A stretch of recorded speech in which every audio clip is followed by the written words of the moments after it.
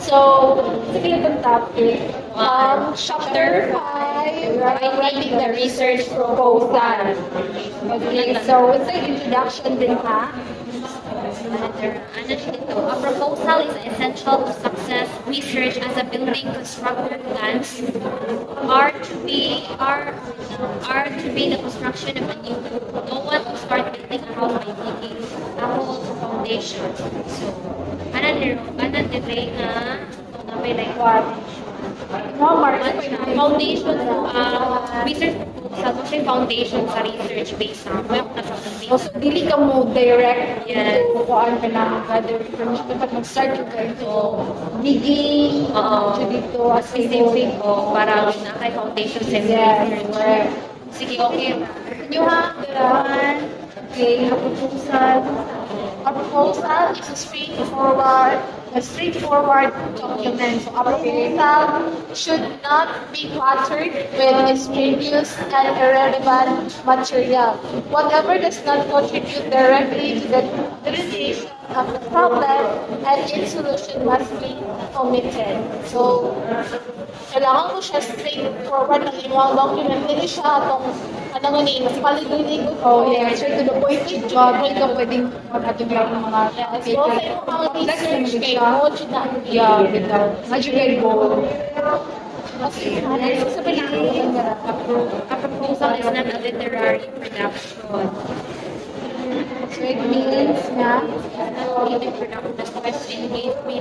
So, similarly, a proposal is not a creative production that strives to engage readers with complex characters, vivid imagery, and spellbinding quote is simply to communicate clearly. So, dili siya ka ng mga literary production, mga creative, focus more on objective and academic as much as possible. Pero, mag-base ako na sa field ngayon, ang ginakuha ng research.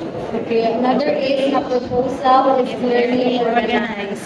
So muna siya organized sa mga Okay, so dapat ang proposal is clear siya, madaling masabtan, and organized, bali, step by step, with a systematic process.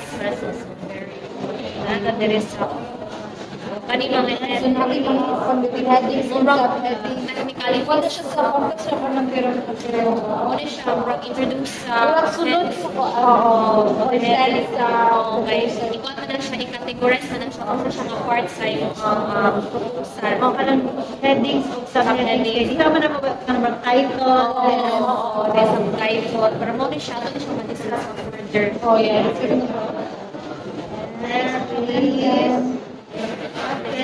Writing the first draft.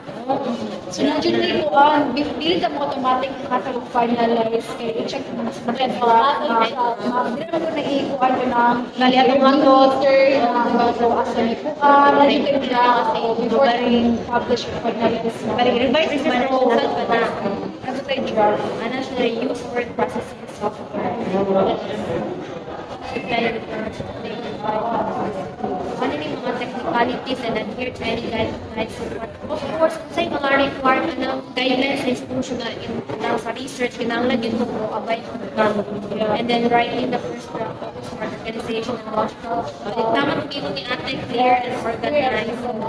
Present the research problem at the very, of course, di ba para you present yun ang research problem sa pinaka and then provide a context for research and then specific content of readers, of course, specific development strategy. Dapat pa rin ma-discuss yung dapat na ng mga 10 kapag so yun na siya guidelines and organizing and writing the research process. So natay kwan dira step by step guide throughout the process. Yeah, is revising your proposal. So, mo na ni siya.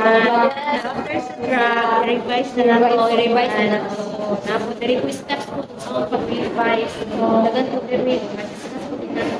So, after mag-subtat na ang research proposal, kaya di ko siya automatic na Yes, kumanin nila. Actually, right. Word na po siya.